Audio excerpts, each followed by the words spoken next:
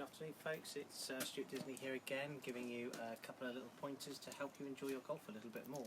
So one of the things that we often find players sometimes struggling to identify their golf ball in a round of golf. Well, one of the key aspects of golf is that you must be able to identify your golf ball.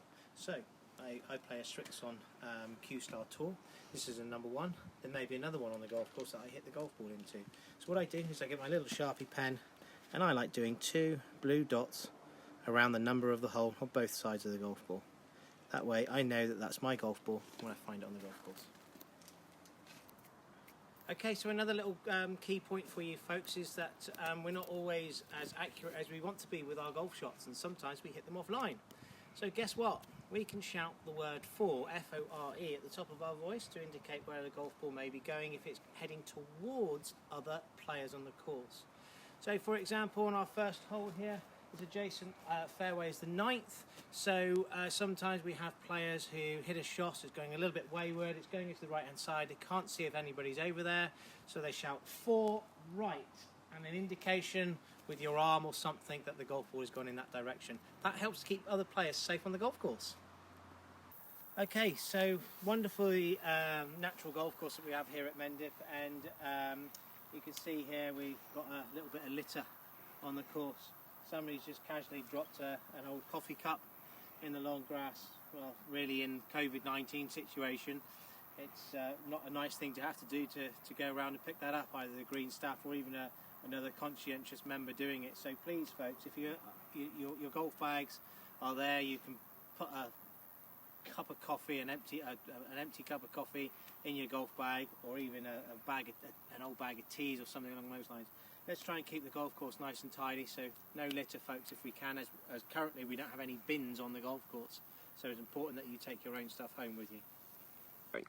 Okay folks, so I find myself here in a bunker left of the 9th green here, and the ball's in a little bit, obviously at the moment we haven't got rakes on the golf course for safety reasons, so we can actually take a preferred lie in the bunker.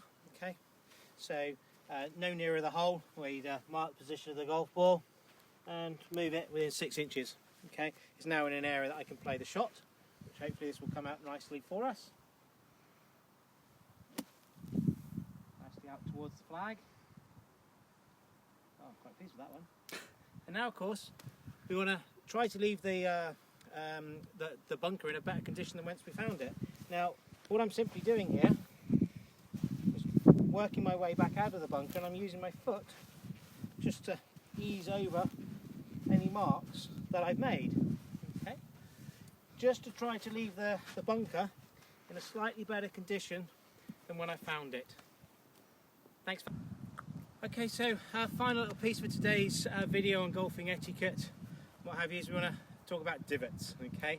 Now, not everybody takes a divot on the golf course, but when we do take a divot, we always want to try and replace it if possible. So, little pitch shot into the 9th green here.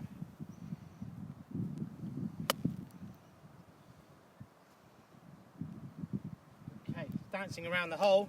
I haven't really taken a little divot there, but if I had taken a divot, what we want to try to do is make sure that the divot that we do take, okay, that we put it back. We make sure that that is in really as good a condition as we found it, preferably better condition. So folks, just remember, please do take care of your golf course. It's important to note that we, as a greens team, we do an awful lot of work. We try to do our very best, but we want to make sure that we replace our divots, we rake over the bunker marks that we've had, we repair our pitch marks. We do as much as we can to leave the golf course in as good a condition as we found it. Thanks a lot, folks.